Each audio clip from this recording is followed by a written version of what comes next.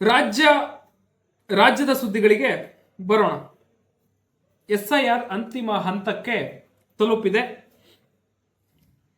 ಬೆಂಗಳೂರಿನಲ್ಲೇ ಬರೋಬ್ಬರಿ 49 ಲಕ್ಷ ಮತದಾರರನ್ನ ಕೈ ಬಿಡುವಂತಹ ಸಾಧ್ಯತೆ ಇದೆ. ಬೆಂಗಳೂರಿನಲ್ಲಿ ಒಟ್ಟು 1.3 ಕೋಟಿ ಅಂದ್ರೆ 1,30,00,000 ಮತದಾರರು ಇರುವಂತಹದ್ದು. ಅದರಲ್ಲಿ 49 ಲಕ್ಷ ಮತದಾರರು ಬೇರೆ ಕಡೆ ಹೋಗಿರುವಂತಹದ್ದು ಅಥವಾ ಬೇರೆ ಕಡೆಯಿಂದ ಬಂದಿರುವಂತಹವರು, ಡೆತ್ ಆದಂಥವರು, ಶಿಫ್ಟ್ ಆದಂಥವರು, ಅವರೆಲ್ಲರನ್ನ ಸೇರಿ 49 ಲಕ್ಷ ಮತದಾರರು ಅಂತ ಗುರುತಿಸಲಾಗಿದೆ. ಆ ಮತದಾರರನ್ನ ಕೈ ಬಿಡುವಂತಹ ಸಾಧ್ಯತೆ ಇದೆ. ಈ ವಿಚಾರವನ್ನ ಚುನಾವಣಾ ಆಯೋಗ ಗಂಭೀರವಾಗಿ ಪರಿಗಣಿಸಿದೆ.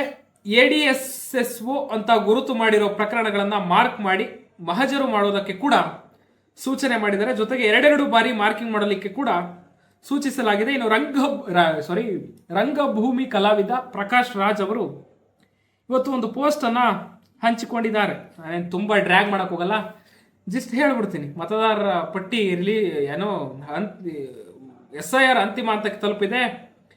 ಕೈಬಿಡುವ ಮತಪಟ್ಟಿ ವಿಶೇಷ ಸಮಗ್ರ ಪರಿಷ್ಕರಣೆಯಲ್ಲಿ ತನ್ನ ಹೆಸರು ಕೂಡ ಬಿಟ್ಟೋಗಿದೆ ಎನ್ನುವಂತಹ ಒಂದು ಹೇಳಿಕೆಯನ್ನ ಕೊಟ್ಟಿದ್ದಾರೆ. ಅದು ಯಥಾವತ್ತು ನಾನು ಜಿಸ್ಟ್ ಹೇಳ್ಬಿಡ್ತೀನಿ.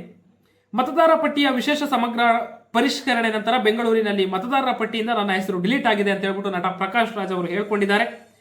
SIR ವೇಳೆ ಕೈಬಿಟ್ಟ 65 ಲಕ್ಷ ಮತದಾರರಲ್ಲಿ ನಾನು ಕೂಡ ಒಬ್ಬ. ಆತ್ಮೀಯ ಸ್ನೇಹಿತರೆ, ನಾನು ನಿಮ್ಮೊಂದಿಗೆ ಒಂದು ಜೋಕ್ ಹೇಳಿಕೊಳ್ಳಲು ಬಯಸುತ್ತೇನೆ. SIR ನಂತರ ಬೆಂಗಳೂರು ಕ್ಷೇತ್ರದಿಂದ ಮತದಾರರ ಹಕ್ಕನ್ನು ಅಳಿಸಿ ಹಾಕಲಾದ 65 ಲಕ್ಷ ಮತದಾರರಲ್ಲಿ ನಾನು ಒಬ್ಬ.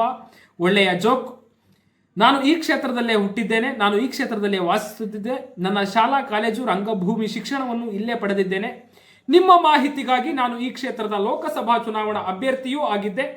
ಜೋಕ್ ಚೆನ್ನಾಗಿದೆ, ಆಟ ಮುಂದುವರಿಯುತ್ತಿದೆ ಅಂತ ಹೇಳ್ಬಿಟ್ಟು ಇನ್ಸ್ಟಾಗ್ರಾಮ್ನಲ್ಲಿ ಒಂದು ವಿಡಿಯೋ ಸಂದೇಶವನ್ನ ಹಂಚಿಕೊಂಡಿದ್ದಾರೆ. ಇದು ಅವರವರ ಭಾವಕ್ಕೆ, ಅವರವರ ಭಕುತಿಗೆ ಯಾರ್ಯಾರು ಹೇಗೆ ತಗೊಳ್ತಿರೋ, ಹೇಗೆ ಅರಗಿಸಿಕೊಳ್ತಿರೋ ಅದು ನಿಮಗೆ ಬಿಟ್ಟಿದ್ದು.